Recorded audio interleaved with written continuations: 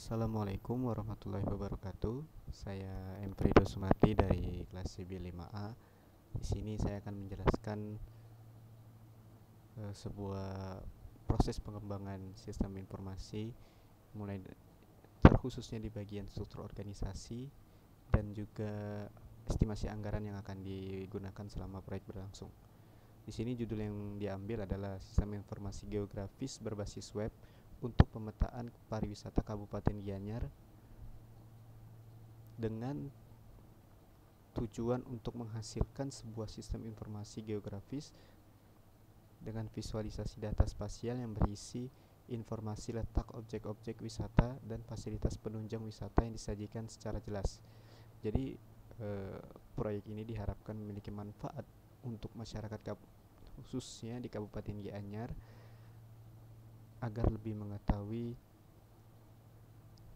wisata-wisata yang terdapat di Kabupaten Gianyar, tapi tidak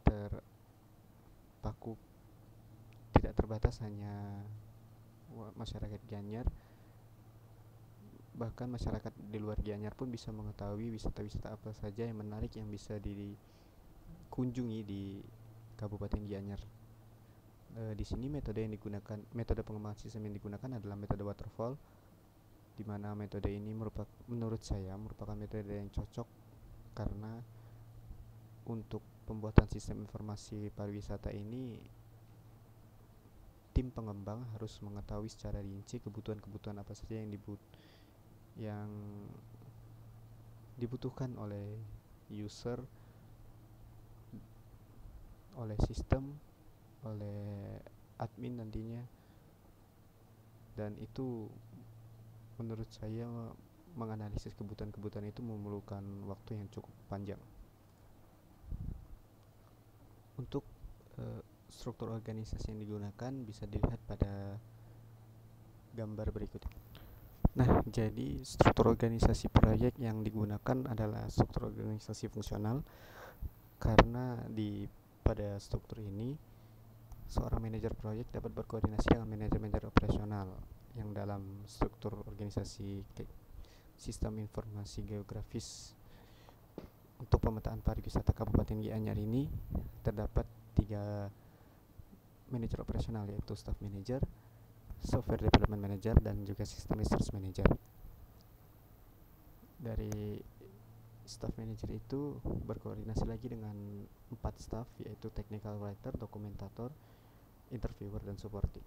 Technical writer sendiri itu bertugas untuk membuat laporan-laporan khusus mengenai sistem seperti database, DFD, kemudian desain interface, coding, itu diserahkan laporannya kepada technical writer. Sementara dokumentator itu untuk pengumpulan dokumen dan juga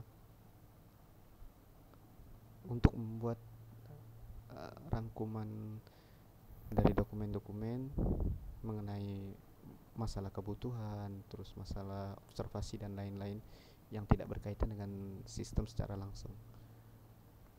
Sementara interviewer itu bertugas pada saat wawancara dan observasi, dan staff supporting itu membantu ketiga staff lainnya ketika mengerjakan tas-tas yang telah diberikan. Untuk software development manager itu berkoordinasi dengan 4 staff, yaitu database administrator, programmer, system tester, dan web design.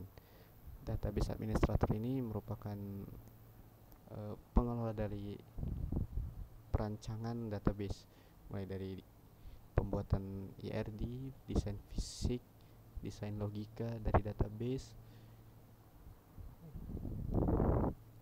Kemudian programmer ini bertugas untuk membuat sistem informasinya, membuat web dari sistem informasi geografis pemetaan pariwisata Kabupaten Gianyar.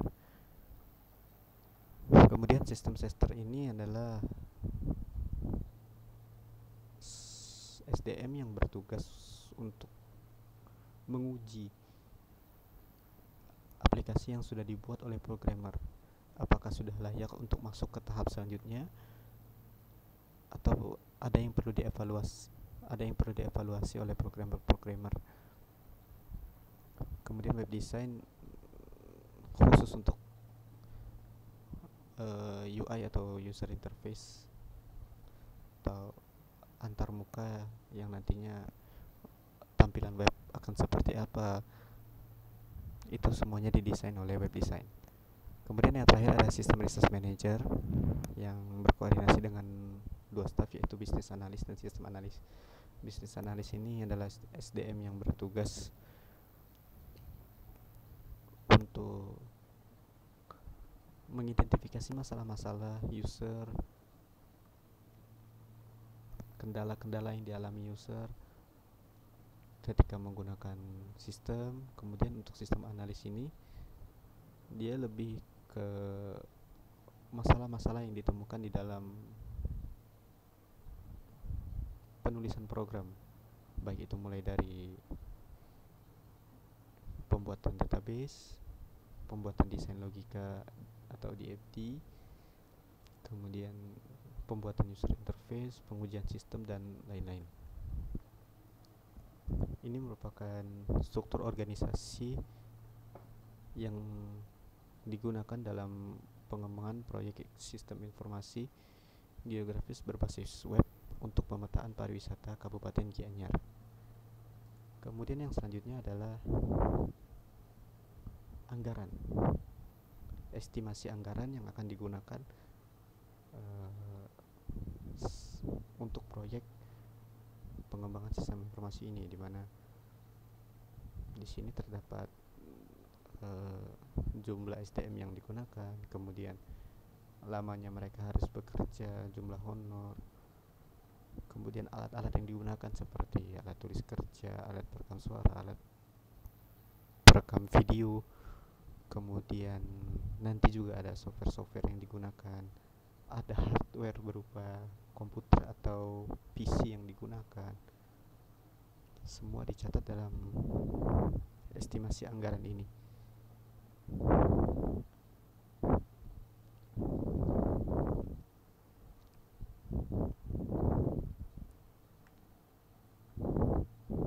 Nah, ini adalah contoh-contoh software yang digunakan seperti StarUML, Proto.io untuk pendesainan user interface, kemudian ada juga Oracle untuk pembuatan database, ada Visual Studio untuk pembuatan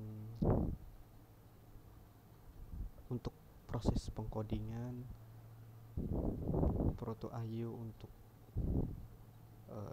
desain interface, kemudian ada sistem operasi berupa Windows. Di sini PC yang dibutuhkan ketika pemasangan atau instalasi software dan hardware yang dilakukan pada tahap implementasi, yaitu tahap ke-5.1, akan lebih mahal dibandingkan dengan yang di PC yang digunakan ketika sistem tester melihat sistem ini harus mampu bertahan lama, sehingga PC yang digunakan juga harus lebih baik ketika dilakukan pemasangan di Dinas Kepariwisataan